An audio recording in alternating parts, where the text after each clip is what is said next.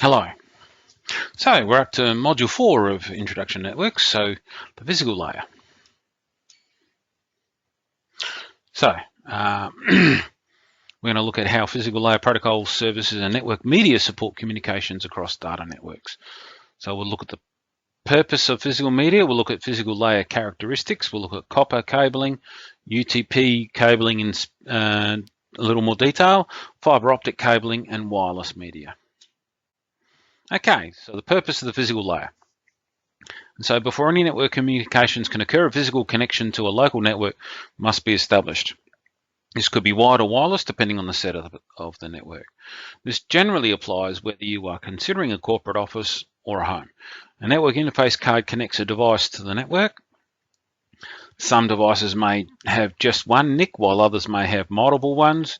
So they might be both wired and wireless for options. Like a laptop would be like that typically. Of course, a server might have multiple NICs to connect to different networks. Not all physical connections offer the same level of performance. So the physical layer transports bits across the network media. It accepts a complete frame from the data link layer and encodes it as a series of signals that are transmitted to the local media. This is the last step in the encapsulation process. The next device in the path to the destination receives the bits and re-encapsulates the frame, then decides what to do with it. Okay, so the characteristics. And so, of course, we're talking about the bottom layer of the 7. So we're going to work up all through the layers from the bottom to the top. And so, of course, TCP/IP really only talks about the network layer and above, while the physical layer and data link layer are normally run by other standards organizations. And so the physical layer standards are implemented in hardware and are governed by many organizations, including the international standards, electronic industry, and telecommunications industry, ITU-T, the Union for Telecommunications, ANSI, which is the American National Standards Institute, and the IEEE, which is certainly the busiest one in the LAN space, of course, is the Institute of Electrical and Electronic Engineers. Okay, so the 3 functional areas of a physical layer are physical components, encoding and signaling. So the physical components are the hardware devices, media and other connectors that transmit the signals that represent the bits. Hardware components like NICs, interfaces and connectors, cable materials, cable designs are all specified in the standards associated with the physical layer. Okay, so encoding converts the stream of bits into a format recognizable by the next device in the network. This coding provides predictable patterns that can be recognized by the next device. Examples of encoding methods are Manchester, 4B, 5B, 8B, 10B. So basically what we're looking at here is Manchester encoding. And so with Manchester encoding, it's actually the transition of the voltage is what indicates the value. And so basically the voltage is dropping, and so that means it's a 0, and the voltage is climbing, that means it's a 1. Again, it's dropping for a 0. Now it's got a 0 followed by 0, so it actually has to transition up and then down. And so as you can see, in the middle of this timing window is the transition that counts. And so then it was down, it can go up for a 1, then it's got to do another 1 in a row, so it's got to transition down and then up in the middle of the timing window. Now 4B, 5B, 8B, 10B are basically translation tables, really. And so with some encoding schemes, if you have too many zeros in a row, it can make coordinating the sender and the receiver a little bit difficult. And so if you have too many zeros in a row, it can be a problem, especially if you're thinking of fiber optic and 0 light for how long, and so basically what they do is they, of course, with 4 bits, there's 16 possible bit patterns. Now, of course, what they do is they actually translate those 16 possible patterns into the 32 possible patterns with 5 bits, but they only use the patterns that don't have too many zeros in a row. And so that's what 4B, 5B means. 8B, 10B is basically the same thing, but just dealing at 8 bits at a time instead of 4. Okay, so signaling is the method how the bit values a 1 or a 0 are represented on the physical medium. So the method of signaling will vary based on the type of medium being used. And so again, with this copper, it's about the transitions again. Of course, with light, it can be light on, light off, or it can be light intensity decreasing or light intensity increasing as well. It can be voltage levels, but I think that's called non-return to zero, but not done all that often these days. And so, and of course, then when we're talking about wireless transmission, we actually have a analog waveform, and there are 3 things you can modify in an analog waveform. So the amplitude, so it's called amplitude modulation. As you can see, this is smaller than this. And then frequency, of course, is how many cycles per second. As you can see, this is low frequency and high frequency. And then phase is the last one. And so that is actually because the analog waveform goes from 0, goes up to a peak, and down through 0 again to a trough, and then back to 0. That's actually modeled on the rotation of a generator. And so that cycle that I spoke about is 360 degrees rotation of a generator shaft. And so, well, alternator shaft, sorry. And so the phase is basically jumping from one part of the waveform straight to another. And so, as you can see here, we've gone straight from 0. So each of these points, so start at 0, then it's 90, then it's 180, then it's 270, then it's 360 degrees rotation. As you can see here, this is going from 0 straight to 180, and so basically they've changed the phase that way. Okay, now when we talk about transmitting data, we talk about bandwidth. And so bandwidth is the capacity at which the medium can carry data. Digital bandwidth measures the amount of data that can flow from one place to another in a given amount of time. How many bits can be transmitted in a second? Physical media properties, current technology, and the laws of physics play a role in determining available bandwidth. So the basic measure of bandwidth is bits per second. So when we talk about storage, we normally talk about bytes, but when we're talking about moving data, we talk about bits per second. So of course, when thousands of bit, millions, billions, and trillions, and so is kilobit, megabit, gigabit, and terabit. And so basically, as you can see, we're using a lowercase b. That means bits. If it was bytes, it would be an uppercase b. Now, some other terminology. So there's latency, throughput, and goodput. So latency is about how long it takes for a bit signal to travel through the medium. And so it's the amount of time, including delays, for data to travel from one given point to another. Nothing is instantaneous. I'm going to say some, you know, if you're talking about light signals, of course, it's very, very fast. But, signaling through copper, I think, is only about half to 3/4 of the speed of light. So slow. And so there is always some time involved. And so, and of course, when you talk about latency, the killer one, I suppose, are satellite links, because the signal's got to travel all the way to space and then all the way back again. And so that can increase latency a fair bit. So throughput is the measure of transfer of bits across a medium over a given period of time. And goodput is the measure of usable data transferred. So of course, last chapter we were talking about encapsulation, adding all those headers in front of a frame. Well, those headers are wonderful, but they're not the data you want to move, and so that's a lot of overhead. And so basically, goodput, I haven't heard that term used by too many other organisations, but anyway, is the actual useful data that's moved as opposed to just raw data. Okay, so copper cabling. So copper is the most common type of cabling used in networks today. It is inexpensive, easy to install, and has low resistance to electrical current flow.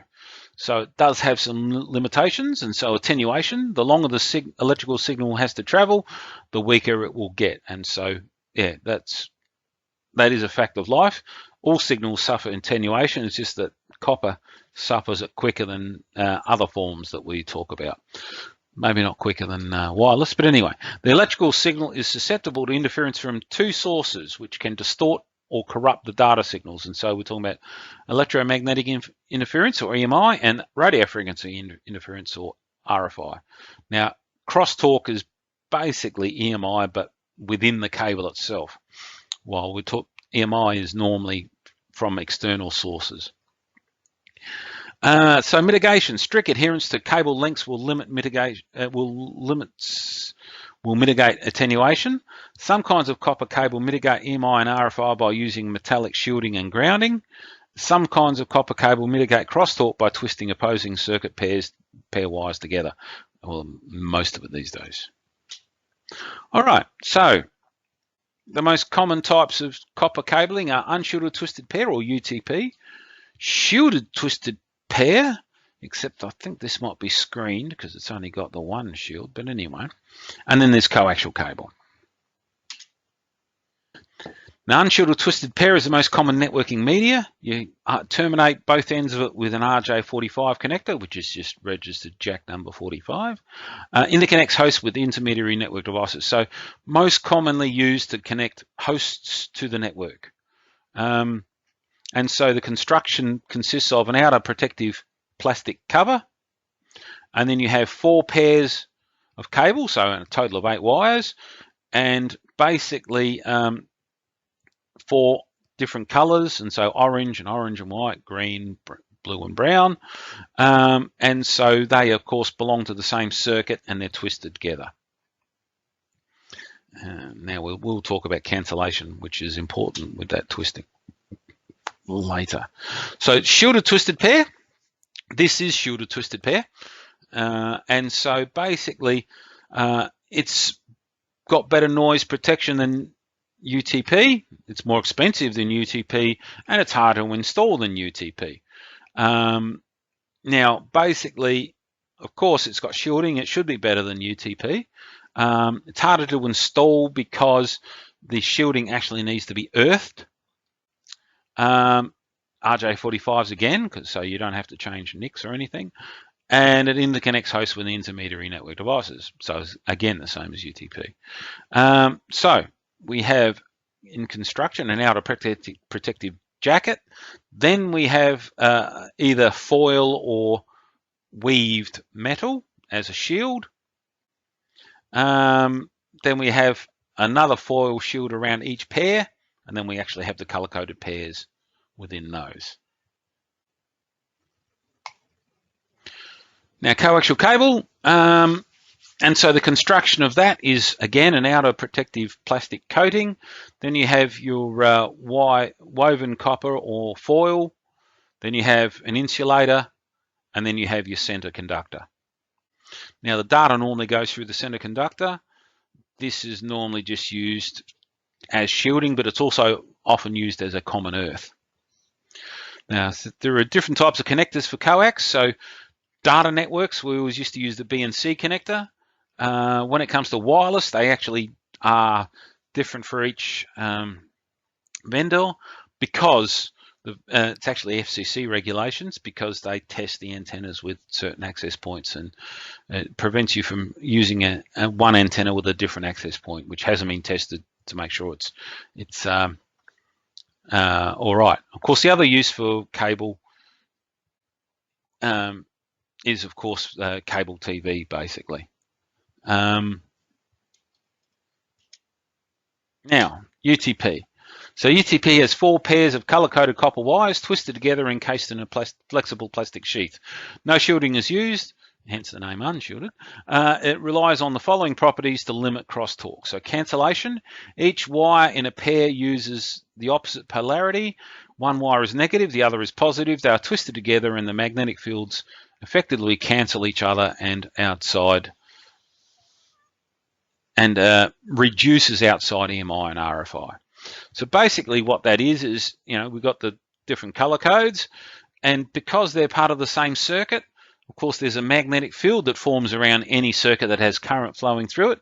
And so, of course, because it's going in opposite directions, the the actual magnetic fields will go in opposite directions and will cancel one another out, hence the term cancellation. And so that is basically how they don't upset one another, and so they're always together in the wiring. Now, variations in twist per foot in each wire is twisted in a different amount, well, each pair, which helps prevent crosstalk amongst the wires in the cable. And so, as you can see here, the brown seems to be, brown or maybe the orange seems to be twisted the least, and so that just sort of minimizes crosstalk. Yeah, so that's the basic construction of it. And so the differences between Cat 5 and Cat 6e are not great. They're not at all. If you didn't look at the writing on the cable, you'd probably have trouble telling the difference between them. It's just basically how well they've tested. And so Cat 6, basically, they're just a little more careful on how they make it. They'll often glue the pairs together so that the twisting won't modify. And sometimes in Cat 6, you'll actually have extra plastic in there to try and keep the pairs a little separated. And so that's pretty much the major differences between them. Just had a little more care. Now, cabling standards have changed. And so Cat 3 is probably 30 years old. Cat 5 has been around for 20 odd years. And Cat 6, again, is basically, newer again, tests better. And so the standards for it are from the TIA EIA, which we've spoken about previously. And so the standards specify things like cable lengths, cable types, connectors, termination, and testing methods. And so the electrical standards for copper cabling are established by the IEEE, which rates cable according to its performance. And so again, we've got Cat 3, Cat 5, Cat 5e, Cat 6, and I think it's 6e as well. All right, so of course we've mentioned the RJ45. These are all RJ45s. So this is the plug and that's the socket. Now, this is a very nice and neat little RJ45, probably done by a machine. Very nice. Now, these are probably done by hand, both of them. One done quite well, one done poorly. Now, of course, it's twisted pair, and if you look at this, we've lost a lot of the twisting in that, and so that would make that cable more susceptible to interference. Also, you'll notice here that there's a wedge here, and so when you crimp it together, it pushes in these 8 contacts into the copper cable so that it can, of course, get an electrical, create the electrical circuit. It also crushes this wedge in there to actually give us some mechanical grip on the cable. And so if you pull this cable, you shouldn't, but if you do, most of the grip should actually come from this wedge. Now, when you crimp it here with just the loose cables, they'll sort of flatten out a lot more, and that wedge actually is unlikely to grip them. And so the only thing holding this cable into here is the electrical contacts, and so that's begging for problems. And so it's poor both electrically and physically, this one. So yeah. The lesson from that is probably that when you need new cables, buy pre-made ones. They often have little devices that actually protect the tabs as well, which is another good thing. Now, these are designed for humans to make them quite easily, and so you can basically slot the cables through. So you put the end of the cable, the protected cover in here, then you slot the 8 cables in across there, and you've got a punch down tool which connects them into the circuit, and away you roll. And that is designed, because that's what's done out in the field, is this. This should be done in a factory, basically. Okay, so we've spoken about the pin. Well, the pins have different assignments. Now, basically, there's 2 ways you can wire a RJ45. So there's 568A or 568B. Now, if you want a straight through cable, which is by far the most common cable you will use, you would actually use either A on both ends or B on both ends. And so basically what that does is it keeps 1 and 2, 3 and 4, 4 and 5, 7 and 8, all connected from pin 1 to pin 1 on both ends. Now you'll notice here that if you look at the difference between A and B, it's actually 1 and 2, 3 and 6 that swap over. And so from there,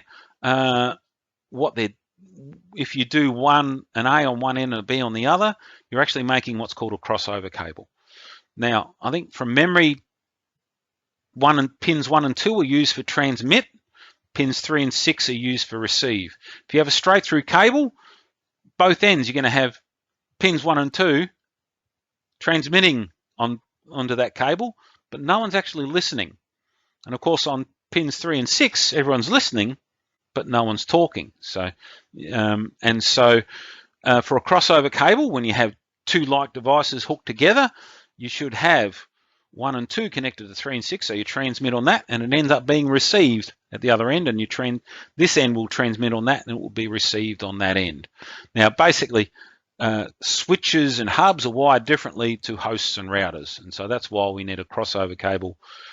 You don't need a crossover cable between a host and a switch, or a switch and a router, but between two switches you need a crossover, between two hosts you need a crossover, between a host and a router you need a crossover. And so basically that's why we have this crossover cable. And there's the caveat down the bottom. Modern devices actually have a functionality built in called Auto MDIX, and basically what that does is the host will actually listen in to see the device will listen to the cable and see which pair the other end is transmitting on, and so it will receive on that end and it will swap it over. And so your newer hardware, you could use a straight through on everything and it'll work lovely. But if you come across some old hardware, you have to understand that maybe you'll need to use a crossover cable. And so that's why we do this. And then it talks about a rollover cable, which has got very little to do with any standards at all because it's Cisco proprietary. And this is that console cable that we use, that light blue piece of cable. Plug it into the D9 on the back of a PC, plug it into the console port, and it's actually called a rollover cable because 1 on one end connects with 8 the other, 2 with 7, 3 with 6, and then 4 with 5, and carries on. And so basically you plug it in one way on one end and you roll it over to plug it in on the other end. So that's why they call it a rollover cable. Okay, so fiber optic. It is not as common as twisted pair because it's more expensive. Now, it is ideal for some networking scenarios because you can transmit data over longer distances at a higher bandwidth than any other media. Less susceptible to attenuation and completely immune to EMI RFI. So that's all good too. I must say there is attenuation, but of course you can get hundreds of kilometers out of fiber. You certainly can't get that out of copper. And so made of flexible, extremely thin strands of pure glass. You can use either a laser or an LED to create the pulses of light. And fiber optic cable acts as a waveguide to transmit light between the two ends with minimal signal loss. And so the construction of the fiber is basically you have a core, glass core, then you have glass cladding, and then you have a protective coating. Now, single mode fiber uses an extremely thin core, 9 microns as you can see, while multi-mode uses a thicker core, 50 to 62 odd microns. Now, basically, with single mode, you normally use a laser, and you only have one signal at a time. And of course, for fiber, if you need two-way communication, you need 2 fibers. Now, with multi-mode fiber, it uses LEDs, and it actually uses multiple LEDs sending the signals at different angles. And so you can actually have more than one signal at the same time on multi-mode, but you've only got a maximum of 550 meters and only roughly 10 gigabits per second on multi-mode. So the beauty of this is it's cheaper because you're using LEDs instead of lasers, but also because, as you can see, the different angles of these signals, they're going to arrive at the other end at a different time because, this one here will have traveled further. And so they're going to get out of sync. And so that makes decoding the data that bit more difficult. And so that's why you're limited in distances and bandwidth. Okay, so dispersion refers to the spreading out of light pulses over time. Increased dispersion means increased loss of signal strength. Multi-mode fibre has greater dispersion than single mode, and so that's why you have a maximum distance, of 550 meters with multi-mode. Okay, so when would you use fibre optic cabling? And so enterprise networks. So as we said, normally hosts connect into a switch using copper. But when you have to link more than one switch together, especially if they're in distant parts of the building, that's when fibre comes into its own. And so, of course, basically it's your backbone links. You can have much higher data speeds over much longer distances. And so that's the advantage of fibre. Fibre to the home. So, of course, that means that you've got your broadband service coming over fibre. And so great distance capabilities, and, of course, can make it a lot faster. Long-haul networks, and so again, that's using the distance, but of course also with long-haul networks, normally you're moving the traffic of many, many people, so high bandwidth is again a good thing. And so submarine cables, of course, are laid on the bottom of the ocean, and so they are specially designed to actually survive the harsh environment. And so I think the major problem with them is trawlers dragging across the ocean floor, so they need to be well protected. Now, of course, we're really mostly going to be talking about enterprise networks. Okay, so fiber optics have multiple connector types, and so some of the common ones are ST, SC, and LC. And so ST stands for straight tip, SC means subscriber connector, and LC is lucent connector. But you can, with the lucent, you can also get them duplexed. And so, of course, as I said, you need 2K fibers anyway, so why not? Now, the patch leads, when it's yellow, it means it is a single mode fiber. If it's orange or aqua, it means it's multi-mode. Now, fiber versus copper.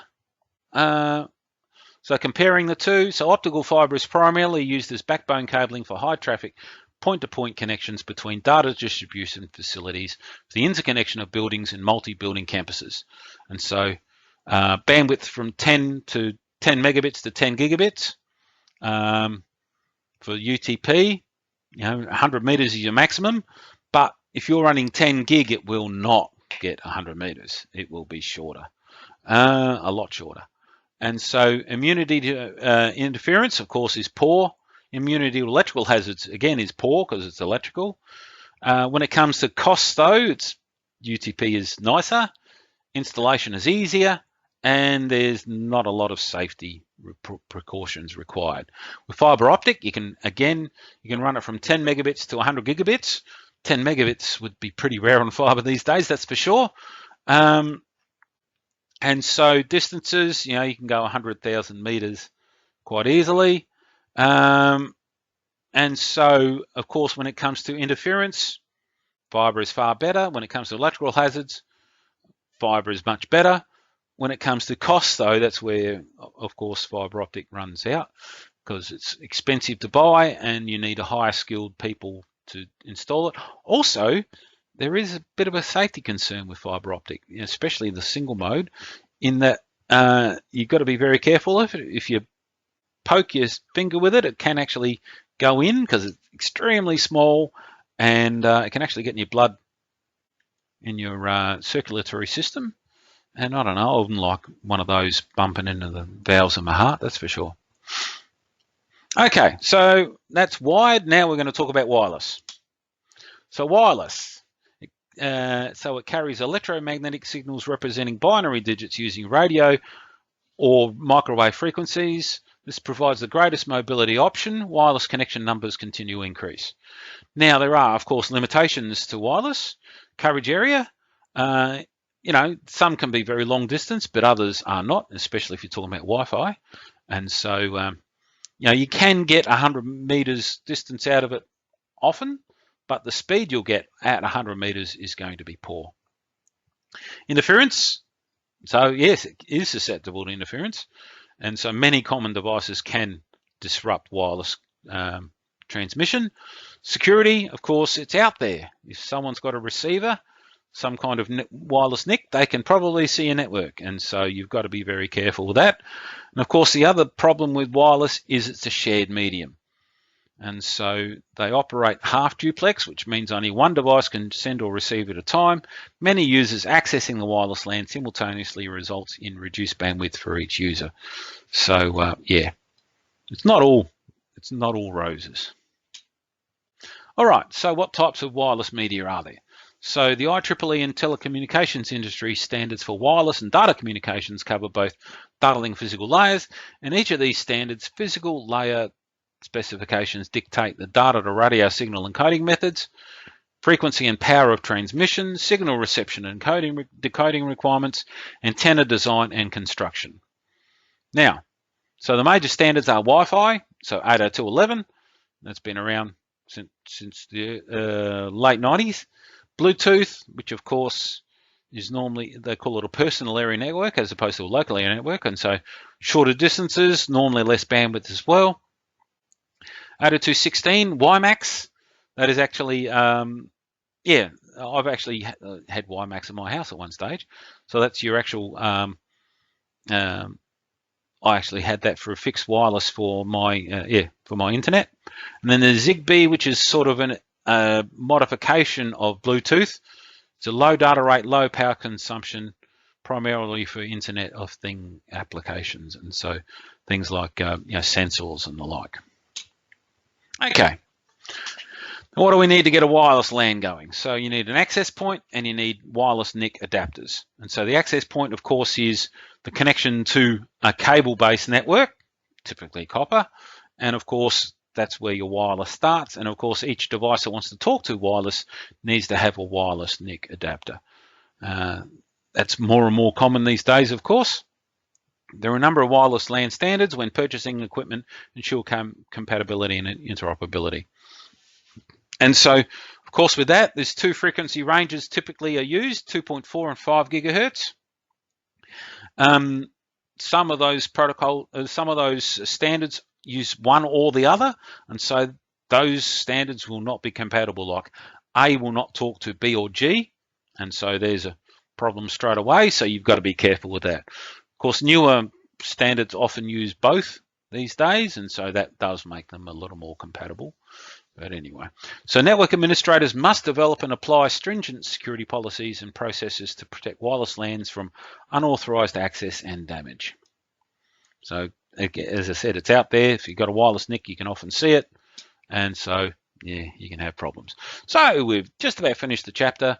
So the summary. So before any network communications can occur, a physical connection to a local network, either wired or wireless, must be established. Physical layer consists of electronic circuitry, media, and connectors developed by engineers. The physical layer standards address the three functional areas, so there's physical components, encoding and signaling. Three types of copper cables are UTP, SDP, and coax. UTP cabling conforms to the standards established jointly by the TIA, EIA.